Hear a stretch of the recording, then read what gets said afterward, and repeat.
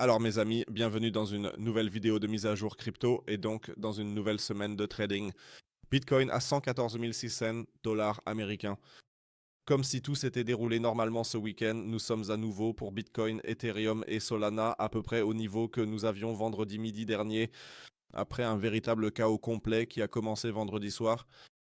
D'abord les droits de douane, puis les connexions API ne fonctionnaient plus. Ensuite, les plateformes d'échange étaient en partie complètement en panne et nous avons eu des cracks de 70 à 80%.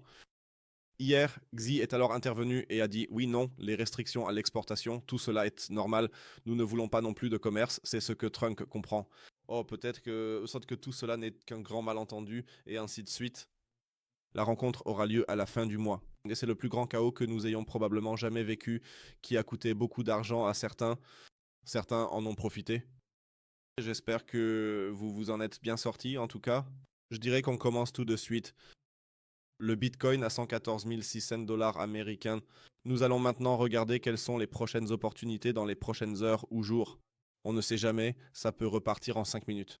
Nous regardons bien sûr aussi le Bitcoin, du moins ceux qui fonctionnent normalement en ce moment. Ce sont tout simplement Ethereum et Solana, et bien sûr aussi les marchés traditionnels. Restez en tout cas jusqu'à la fin, mais avant de commencer maintenant, n'hésitez pas à laisser un like à la vidéo, à vous abonner à la chaîne si ce n'est pas déjà fait, et bien sûr à rejoindre le groupe gratuit Telegram Talk et Signal. Si vous avez envie d'avoir des mises à jour, des actualités et des signaux, n'hésitez pas à nous rejoindre. Le lien se trouve gratuitement en bas dans la description de la vidéo. Et si vous cherchez encore une plateforme d'échange qui ne plante pas même en période de crash et où vous pouvez aussi trader en toute sécurité, vous pouvez également vous inscrire sur ma plateforme partenaire BingX. Ça a vraiment très bien fonctionné et en ce moment, il y a à nouveau jusqu'à 11 500 USDT de bonus ici. Vous le voyez aussi ici, si vous continuez la vérification KYC, vous recevez par exemple 120 USDT de bonus avec un effet de levier de 5. Donc il y a vraiment de quoi récupérer si vous vous inscrivez avec le lien en bas dans la description de la vidéo ou dans la section des commentaires. Alors oui, Bitcoin à 114 500 dollars américains. Il s'est passé quelque chose? Apparemment non, parce que Bitcoin s'est tout simplement remis à grimper directement après être descendu à 100 000. Et pas seulement ça, regardons le graphique en daily. Même sur le daily, il n'y a pas eu de plus bas plus bas. Nous avons certes une mèche vers le bas et sur certaines plateformes, nous avons en fait retesté cette ligne de tendance ici. Nous avons clôturé au-dessus du seuil des 108 000 dollars, où j'ai d'ailleurs toujours dit et il ne faudrait vraiment pas perdre ce niveau, sinon on risque de descendre directement à 100 000. Tout cela s'est passé en 5 minutes et nous sommes restés au-dessus.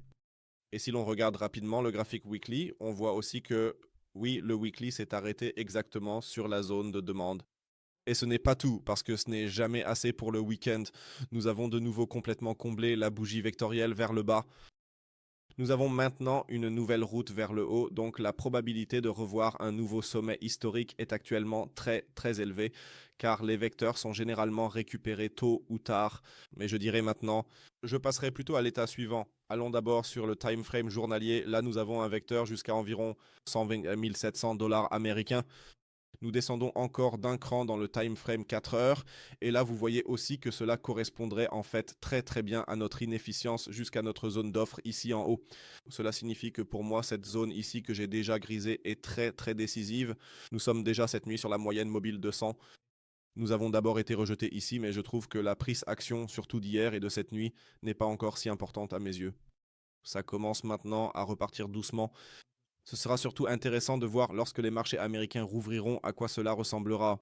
Que ce soit positif ou non, car comme je l'ai dit, toute l'histoire avec la Chine est pour l'instant écartée. Du moins provisoirement, jusqu'à ce qu'un nouveau tweet arrive et que Jim Cramer, comme il l'a apparemment fait cette nuit, ici, Justin Jim Cramer dit que nous sommes de retour, oui, quelques heures plus tard, ou je crois 1 ou 2 jours plus tard.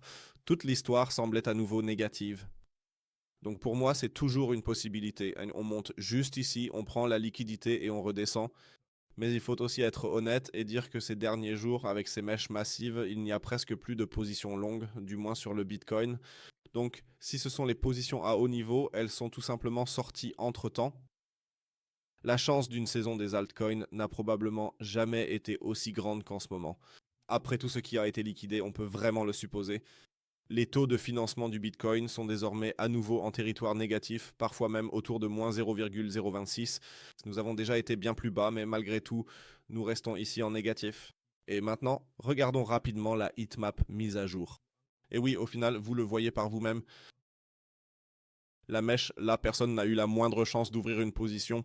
Cela signifie que sur une période de 3 jours, il reste juste au-dessus de nous environ 116 000 à 117 000. Et plus on monte dans les time frames, bien sûr, il faut aussi le préciser, il reste encore un gros paquet au-dessus, autour de 125 000 à 127 000 dollars américains. Vous le voyez ici en hebdomadaire, donc il n'y a rien à prendre en bas. La majorité de la liquidité se trouve simplement en haut. Et c'est justement ce que je viens de dire. La chance d'une saison des altcoins, ou même pour le Bitcoin, probablement un nouveau sommet historique de justesse avant que ça ne redescende. Elle n'a jamais été aussi grande qu'en ce moment. C'est comme ça, il faut le dire honnêtement. Mais nous allons attendre et voir pour l'instant. Soyez prudents dans tous les cas. Passons à Ethereum. À quoi ça ressemble là-bas? Parfait comme la Gold Pocket. Je l'ai récupéré ici pour la première fois. Donc pour tous ceux où le poste fonctionnait, ici-bas. Non prise, bénéfice, stop, perte, entrée et marchandise. Parce que Ethereum et Solana étaient tout simplement les seules positions qui avaient détecté nos zones selon la technologie des cartes. Nous avions sur Ethereum, nous en avons parlé à plusieurs reprises la semaine dernière, ABC, pas de sommet plus haut. Cela pourrait avoir été un D exagéré et ensuite c'est descendu vers le E. Donc cela a parfaitement fonctionné à cet endroit, c'est pourquoi la position longue a été prise et maintenant au final tout dépend à nouveau de la façon dont nous allons nous comporter là-bas. Pour moi, il s'agit clairement d'une zone de vente dans cette zone pour l'instant entre 4200 et 4400 dollars américains. Cela signifie qu'ici, le take profit sera en tout cas pris ici. Vous voyez déjà, j'ai encore essayé un peu avec les vagues d'Elliott ici. Je ne suis juste pas encore tout à fait sûr que ce soit déjà ici la 1, 2, 3, donc le mouvement en 3 vagues. Car là, ça va partir très fort en direction de 4400 jusqu'à environ 4600 dollars. Ou bien si cette semaine, en raison justement de la volatilité que nous avons eue ce week-end, nous voyons une plus grande vague 1, puis encore une plus forte chute, et seulement ensuite la vague finale 3, ce qui amènerait aussi la consistance des altcoins. Le temps, à mon avis, devient de plus en plus compté. Mais cela vient aussi du fait que nous avons toujours un shutdown. La Fed veut des données, mais ces données n'arrivent pas pour le moment. Dans 2 semaines et demie, nous avons la décision de la Fed sur les taux d'intérêt, la Banque du Japon. Nous avons une rencontre entre Donald Trump et Xi Jinping, ou peu importe comment il s'appelle. Donc il y a beaucoup de choses qui nous attendent lors de la dernière semaine d'octobre. C'est pourquoi il vaut mieux rester prudent, prendre un peu de profit de temps en temps ou s'y préparer. Passons à Solana, là aussi vous voyez déjà une petite continuation dans ce sens. Nous avons eu une correction parfaite, vraiment une correction ABC parfaite. Les objectifs, nos cibles ont été atteints. Même sur Solana, le long a été parfaitement pris à ce niveau. Vous voyez aussi ici les objectifs tracés éventuellement. Donc pour moi, en ce moment, le risque reste élevé que cela devienne ici une ABCDE, c'est-à-dire une correction prolongée. Sinon, dans le scénario haussier, cela signifierait que nous franchissons cette zone entre 211 et 223 dollars, où se trouve également la moyenne mobile 200 actuellement, et que nous nous dirigeons vers un nouveau plus haut historique. Je suis en position longue, mais ici en haut, par précaution, j'ouvrirai probablement quand même une petite position short à cet endroit.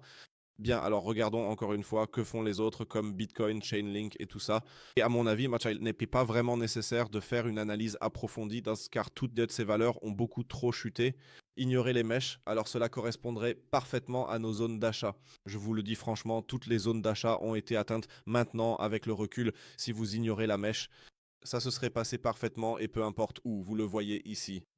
Nous consolidons ici dans la zone d'achat, c'est tout ce que je voulais, et ce sont précisément les zones d'accumulation au comptant. Félicitations à ceux qui ont acheté, félicitations aussi à ceux qui ont réussi à acheter tout en bas, à prendre encore quelques coins et regarder simplement Tao. Mon bot Tao, ou plutôt notre bot Tao, n'a malheureusement pas survécu à ce moment-là, la mèche était trop violente, mais je vous ai aussi dit vendredi qu'il fonctionnait très très bien. Attendez, où était-ce exactement? Ici, Tao fonctionne très très bien. On peut maintenant sécuriser. C'était de la chance qu'on ait pu clôturer la position ici sur le stop loss d'entrée. Mais sinon, une telle opportunité et maintenant encore un plus haut, ça aurait été incroyable. Mais bon, j'espère que vous avez tous vraiment bien traversé ça. Passons à l'or. L'or atteint encore un nouveau sommet historique. C'est incroyable. Donc l'or continue de performer en période de crise. Surtout, je pense que toute cette pagaille du week-end n'a vraiment pas contribué à ce qu'on voit une correction tôt ou tard. Même scénario pour l'argent atteint un nouveau sommet historique. Donc cela dès le début de la semaine, c'est incroyable. On remarque tout simplement l'ampleur où le risque de crack est tout simplement énorme en ce moment sur le marché. Toujours pas de position short. Je dois attendre ici jusqu'à ce que nous puissions sécuriser de nouvelles entrées longues. Passons au marché traditionnel. DAX, oui, le short à 24 200 $ a parfaitement fonctionné. Attendons maintenant de voir comment la nouvelle semaine va s'ouvrir. Un stop loss doit absolument être en place chez vous partout. Il faut simplement jouer la carte de la sécurité. Dow Jones, il y a encore eu une forte vente. Voyons aussi ici comment la nouvelle semaine va finalement commencer. Le US Texan se reprend immédiatement. C'est vraiment impressionnant de voir comment au final le Nasdaq et ce genre d'indice récupèrent tout de suite leur vente massive. Le US Texan est déjà un petit indicateur précurseur. Voyons donc comment la semaine va finalement se dérouler. L'indice de volatilité était temporairement au-dessus de 22. Il va probablement se calmer un peu pour l'instant. Cela signifie que les cours vont monter lorsque nous voyons normalement de telles fluctuations sur l'indice de volatilité, donc sur le VIX. Ce sont alors en général des niveaux d'achat. Du moins, quand ils montent de façon aussi spectaculaire, on peut à nouveau entrer sur le marché. Si nous redescendons, je commencerai à redevenir un peu prudent, surtout si nous voyons une légère hausse sur plusieurs jours. Mais même cela semble à nouveau plutôt bien. Ce qui m'intéresse aujourd'hui, c'est plutôt de jeter un œil à des actions comme D-Wave et bien sûr aussi Circle. Je vais vraiment garder un œil dessus aujourd'hui car comme je l'ai dit, elles ont beaucoup souffert vendredi à cause de toutes ces histoires de trading. Soit on assiste ici à un petit washout supplémentaire. Vous voyez déjà la zone des 118 à 95 $. Ce ne serait en fait pas mon scénario principal. Mais bon, laissons cela de côté pour l'instant. Soit on obtient maintenant une remontée complète vers le haut. Parce qu'on a vu que le marché des cryptos est facilement manipulable. Il est vulnérable. 20 milliards, c'est ce qu'on disait du moins. Mais je soupçonne toujours qu'il s'agit de plus de 20 milliards qui ont été évacués. Faites juste un peu attention à tout ça. Les entrées avec stop loss devraient être sécurisées. Sinon, je vous tiendrai au courant dans le groupe Telegram si je prends de nouvelles positions ici. Sinon, n'hésitez pas à écrire dans les commentaires ci-dessous comment vous avez vécu la journée de vendredi, ou plutôt la nuit de vendredi, si vous avez pu racheter, si vous avez beaucoup perdu. J'espère honnêtement que non. Sinon, je dirais que c'est tout pour moi. Je vous souhaite un bon début de semaine et beaucoup de succès. On va en tout cas surveiller un peu ce qui se passe. J'espère, comme je l'ai dit, le shutdown touche maintenant lentement à sa fin et tout ça parce qu'on a besoin de données, de données, de données. La Fed a besoin de données aussi en ce qui concerne le Fed Watch Tool. Je dois aussi ajouter que j'ai encore une nouvelle position short ouverte. Après que la dernière ait très bien fonctionné, j'en ai ouvert une nouvelle à l'entrée.